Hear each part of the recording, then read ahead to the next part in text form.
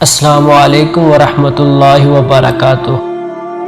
علوی خاندان کا ایک شخص بلخ میں رہتا تھا، جو عجم کے شہروں میں سے ایک شہر ہے۔ اس کی بیوی اور لڑکیاں تھیں، اور اللہ تعالیٰ نے انہیں ہر قسم کی نعمتیں عطا کی تھیں۔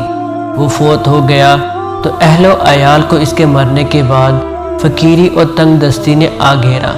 چنانچہ وہ بیوہ علویہ عورت اپنی لڑکیوں کو ساتھ لے کر کسی دوسرے شہر میں چلی گئی، تاکہ دشمن کے طعن و تشنیع سے بچے۔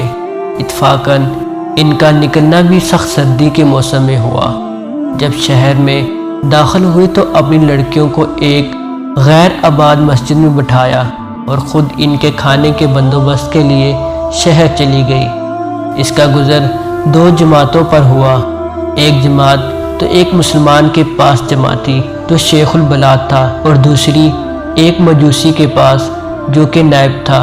پہلے تو گئی مسلمان کے پاس اور اس کو اپنا واقعہ سنایا اور کہا، میں ایک علوی شریف خاندان کی عورت ہوں، اور میرے ساتھ یتیم لڑکیاں ہیں جن کو میں نے ایک غیر آباد مسجد میں بٹھایا ہے، اور آپ سے آج کی رات کا کھانا مانگتی ہوں۔ اس نے کہا، کوئی گواہ لا میرے پاس کہ واقعی تو علوی خاندان کی عورت ہے۔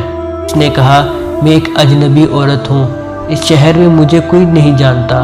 چنانچہ اس شیخ البلاد نے منہ موڑ لیا اور وہ عورت کستہ دل ہو کر چلی گئی۔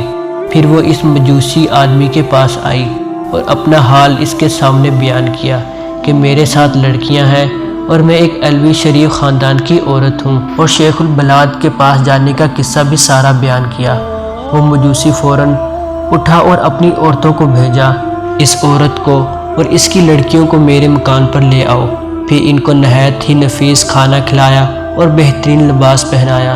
جب آدھی رات ہوئی تو شیخ البلاد نے خواب میں دیکھا کہ قیامت قائم ہو گئی ہے، اور جھنڈا نبی کریم صلی اللہ علیہ وسلم کے سر پر رکھا گیا، اور ایک محل ہے سبز یاقوت کا جس کے کنارے یاقوت کے ہیں، اور اس میں مرجان و یاقوت جڑے ہوئے ہیں۔ پھر شیخ البلاد نے کہا، یا رسول اللہ، یہ محل کس کا ہے؟ آپ صلی اللہ علیہ وسلم نے فرمایا، یہ مسلمان کے لیے ہے۔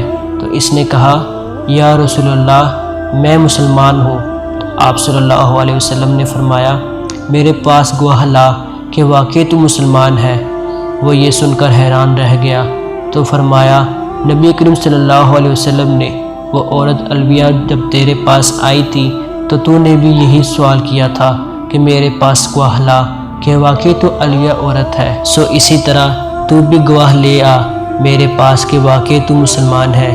جب خواب سے بیدار ہوا تو نہایت غم زدہ پریشان ہوا۔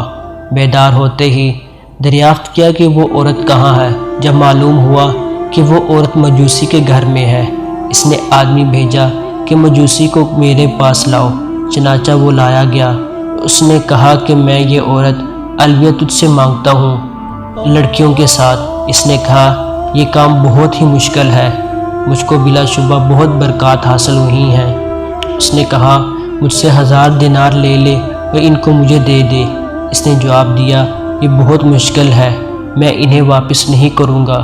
مجوسی نے کہا، جو چیز آپ چاہتے ہیں میں اس کا زیادہ مستحق ہوں، اور وہ محل جو آپ نے خواب میں دیکھا وہ میرے لیے بنایا گیا ہے۔